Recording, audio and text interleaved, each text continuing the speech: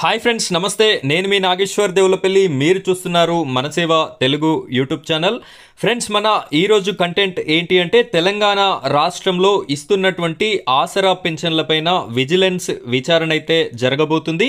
ఈ యొక్క విచారణ ఎందుకు అంటే అనర్హులకి ఈ యొక్క ఆసరా పెన్షన్స్ ఎక్కువగా ఇస్తున్నారు, అనర్హులు కూడా ఈ ఆసరా పెన్షన్స్ని పొందుతున్నారు అనేటటువంటి ఉద్దేశంతో ఈ యొక్క విజిలెన్స్ విచారణని ప్రభుత్వం అయితే చేపట్టడం జరిగింది. ఈ విచారణ తర్వాత చాలా మంది పెన్షన్స్ అయితే రద్దు అయ్యేటటువంటి అవకాశం ఉంది. అది కూడా ఈ నెలకి ఇచ్చేటటువంటి పెన్షన్లోనే వీరి యొక్క పెన్షన్స్ తొలగించడం అయితే జరుగుతుంది అని చెప్పేసి మనకు క్లియర్ ఇన్ఫర్మేషన్ అయితే రావడం జరిగింది. అయితే ఈ యొక్క విజిలెన్స్ విచారణ ఏ కేటగిరీ పెన్షన్స్ పైన జరుగుతుంది, ఏ విధంగా చేస్తారు అనేటటువంటి పూర్తి ఇన్ఫర్మేషన్ని నేను మీకు ఈ వీడియోలో అందిస్తాను. వీడియోని ఎక్కడా కూడా స్కిప్ చేయకుండా చివరి వరకు కంటిన్యూ చేయండి. మొదటిసారి కనుక మీరు మన ఛానల్ని చూస్తున్నట్టయితే ఇలాంటి లేటెస్ట్ ఇన్ఫర్మేషన్ అంతా మీకు నోటిఫికేషన్ రూపంలో రావాలి అనుకుంటే మన ఛానల్ని సబ్స్క్రైబ్ చేసుకోండి. పక్కన ఉన్నటువంటి బెల్ ఐకాన్ పైన ట్యాప్ చేసి ఆల్ అని సెలెక్ట్ చేసుకోండి. ఇంకా ఈ వీడియోని లైక్ చేయనట్టయితే తప్పనిసరిగా లైక్ చేయండి. మీరు లైక్ చేసిన వెంటనే హైప్ పాయింట్స్ అని చెప్పేసి ఆప్షన్ వస్తుంది. దానిపైన క్లిక్ చేసి హైప్ పాయింట్స్ కూడా ఈ వీడియోకి ఇస్తారని నేనైతే కోరుకుంటున్నాను. ఇప్పుడైతే మనం వీడియో టాపిక్లోకి వెళ్ళిపోదాం.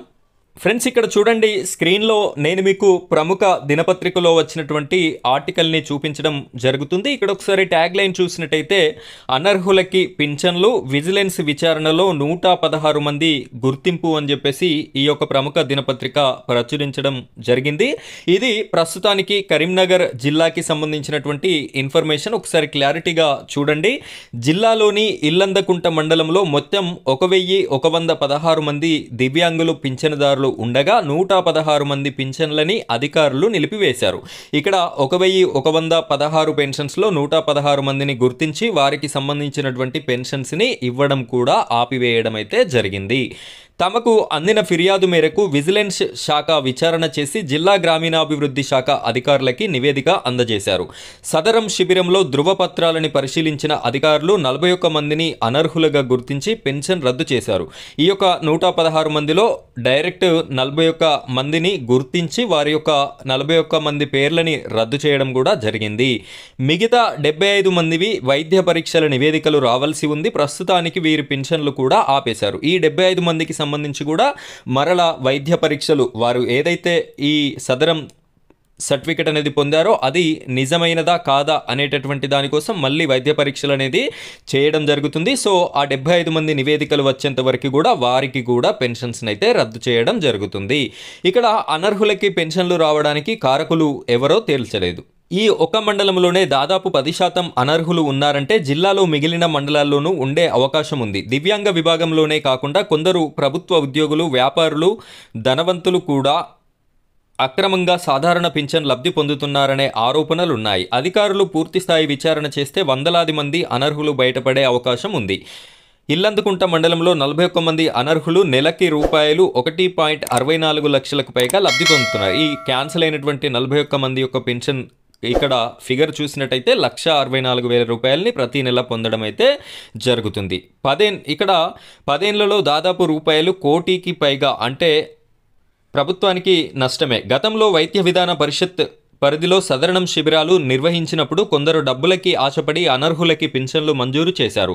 కొందరు పరిశీలించిన విచారణ అధికారులను సైతం డాక్టర్ సైతం విధుల్లో నుంచి తొలగించారు. కానీ ప్రస్తుతం పింఛన్ మంజూరు చేసే క్రమంలో పక్కాగా అన్ని రకాలుగా పరిశీలిస్తున్నారు. మరోవైపు అర్హులైన పింఛన్ రాని వారు ఎప్పుడు వస్తుందోనని ఎదురు చూస్తున్నారు. ఇక్కడ చాలామంది ఇదివరకు ఓల్డ్ పెన్షన్స్ అప్పుడు ఏదైతే ఆన్లైన్ సిస్టమ్ కాకుండా రాతపూర్వకంగా ఇచ్చేటటువంటి వారు సదరణం సర్టిఫికెట్ అనేది అప్పుడు డాక్టర్లకి ఎంతో కొంత డబ్బులు ఇచ్చినట్టయితే సరి అయినటువంటి అంగవైకల్యం లేకున్నా కూడా ఈ సదరణం సర్టిఫికెట్ రావాల్సినటువంటి మార్జిన్ అక్కడ ఏదైతే పర్సంటేజ్ ఉంటుందో ఆ పర్సంటేజ్ లేకపోయినప్పటికీ కూడా కొంతమందికి అయితే ఈ సర్టిఫికెట్స్ ఇవ్వడం జరిగింది. వారి పెన్షన్స్ అయితే ఇప్పుడు రద్దు అయ్యేటటువంటి అవకాశం ఉంది. వాటిపైన విజిలెన్స్ విచారణ అయితే జరుగుతుంది. కరీంనగర్ జిల్లాలో ఈ మండలంలో జరగడం అయితే జరిగింది.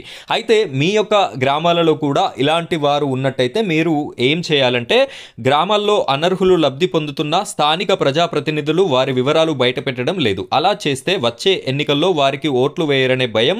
గ్రామాల్లోని యువత స్వచ్ఛంద సంస్థలు స్పందించి అక్రమ పింఛన్దారులపై కలెక్టర్, జిల్లా గ్రామీణాభివృద్ధి అధికారి, ఎంపీడీఓలకి ఫిర్యాదు చేస్తే అనర్హులని తొలగించవచ్చు. ఇక్కడ ఏం చెప్తున్నారు అంటే యువకులు, స్వచ్ఛంద సేవకులు వీళ్ళు ఎవరైతే ఉంటారో వారంతా కూడా అనర్హులై ఉండి పెన్షన్ పొందుతున్నటువంటి వారి పేరుని ఎంపీడీఓ ఆఫీస్లో మీరు కనుక కంప్లైంట్ చేసినట్టంటే లేదా కలెక్టర్ ఆఫీస్లో కంప్లైంట్ చేసినట్టయితే మీ యొక్క వివరాలని గోప్యంగానే ఉంచుతాము, ఎవరికి తెలియజేయము. మీరు కంప్లైంట్ ఇచ్చినట్టుగా వారి యొక్క పెన్షన్స్ని రద్దు చేయడం అయితే జరుగుతుంది అని చెప్పేసి కూడా వీరైతే ప్రముఖ దినపత్రిక ద్వారా చెప్పడం జరుగుతుంది.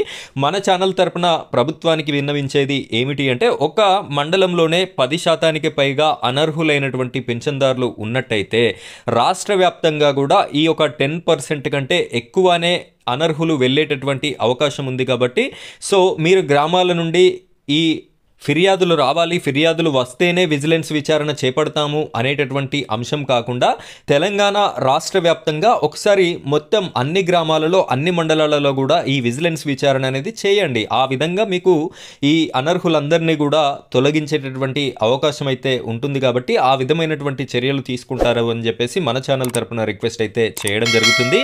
ఫ్రెండ్స్, ఇది ఈరోజు మన వీడియో టాపిక్. ఇలాంటి లేటెస్ట్ వీడియోస్ కోసం మన ఛానల్ని సబ్స్క్రైబ్ చేసుకొని సపోర్ట్ చేయండి. Thank you friends, thank you very much.